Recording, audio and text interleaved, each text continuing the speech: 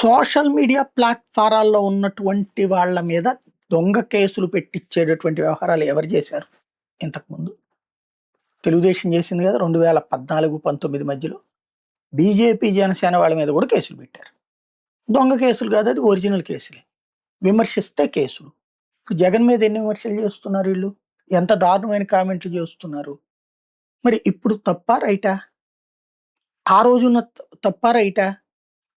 తెలుగుదేశం ఏం చేసినా రైట్ అనేటటువంటి ధోరణి ఇప్పుడు పోలీసులు వ్యవహరిస్తారు. జగన్ టైంలో తప్పులు చేయలేదా? జగన్ టైంలో సోషల్ మీడియా ఏంటి, మెయిన్ మీడియా వాళ్ళ మీద కేసులు పెట్టలేదా? పెట్టినప్పుడు వాళ్ళని అరెస్ట్ చేసే ప్రయత్నం చేస్తే కోర్టులు అడ్డుకున్నాయి కదా. అది తప్పా ఒప్పా?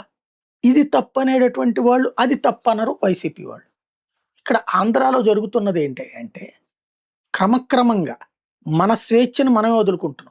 జర్నలిస్టులు, లాయర్లు, వ్యాపారస్తులు అందరూ కూడా ఒక సహజ సిద్ధ న్యాయ సూత్రాలకు అనుగుణంగా జరగాల్సినటువంటి వాటిని అరాచకపు శక్తుల చేతికి ఇచ్చేస్తున్నాం మనం.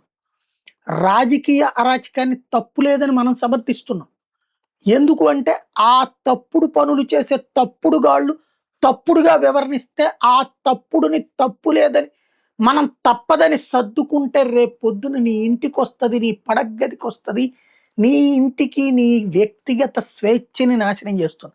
ఇద్దరూ కలిసి చేస్తుంది వ్యక్తుల స్వేచ్ఛని హరించి పోలీసు రాజ్యము, రౌడీ రాజ్యము, అరాచకపు రాజ్యాలని కొనసాగిద్దాం అనుకుంటున్నారు.